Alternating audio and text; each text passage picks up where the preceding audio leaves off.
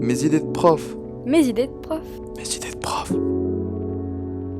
Souvent, les élèves profitent du petit questionnaire que je leur passe pour remercier l'intervenant d'avoir consacré du temps à venir leur expliquer son métier. Bonjour et bienvenue sur Mes idées de prof, le podcast où des profs témoignent pour des profs. C'est le dernier épisode de notre mini-série dédiée à l'organisation de rencontres en classe avec des ingénieurs ou des techniciens venus présenter leur métier. Découvrez notre échange avec Ilyes, professeur de physique-chimie dans un lycée à Villeneuve-sur-Lot. Qu'est-ce qui vous motive pour organiser des rencontres en classe ? Je suis fasciné par les sciences depuis toujours.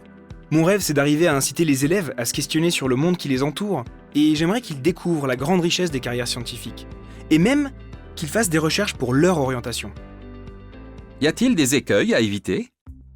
Je pense que si je me contentais de dédier 1 heure à l'intervention, sans en parler ni avant ni après, je n'atteindrais jamais l'objectif d'accompagner les élèves dans leur questionnement. Ça ne leur ferait pas de mal, mais l'intérêt serait limité à une simple découverte d'un métier scientifique ou technique. Avez-vous des recommandations particulières ? Ce que je recommande, je sais pas si c'est la meilleure des façons de faire, mais je veux bien vous expliquer la mienne. Dès qu'une rencontre est planifiée, je contacte l'ingénieur ou le technicien pour qu'on précise un peu les choses. On peut communiquer par email, mais le plus simple, c'est encore d'échanger par téléphone. Ensuite, la semaine qui précède l'intervention, je consacre 15 minutes à présenter rapidement l'intervenant. Je demande aux élèves de se renseigner sur son métier, sur son entreprise, et je leur dis de m'envoyer par email au moins 3 questions qu'ils aimeraient lui poser.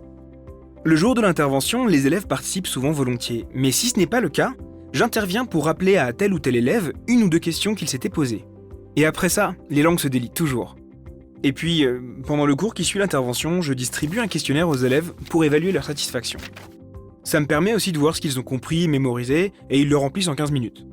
Après ça, j'aime bien qu'on échange une dizaine de minutes à l'oral, un peu plus librement. Avez-vous une anecdote coup de cœur ? Souvent, les élèves profitent du petit questionnaire que je leur passe pour remercier l'intervenant d'avoir consacré du temps à venir leur expliquer son métier. Il arrive même que certains me remercient au passage pour l'organisation de ces rencontres. Bon, c'est plus rare, hein. Mais c'est pas grave, je suis vraiment ravi que ça fonctionne, que ça leur donne des idées. Du coup, j'ai pris quelques habitudes. Déjà, de répondre moi aussi au questionnaire en ligne, pour donner mon avis. Et puis, je scanne les réponses des élèves pour les partager avec C'est Génial et avec l'intervenant. J'imagine que ça doit les booster eux aussi. Un dernier mot pour vos collègues ? J'ai proposé à ma collègue de maths de s'inscrire sur C'est Génial Connect. Elle cherchait un profil précis pour sa classe et aucun n'était disponible dans le coin. Ce qui est super, c'est que grâce à la plateforme, elle a pu organiser une rencontre en visioconférence avec un statisticien basé à Toulouse. C'est une vraie chance de pouvoir organiser des rencontres avec des profils comme celui-là, même à 150 km de distance.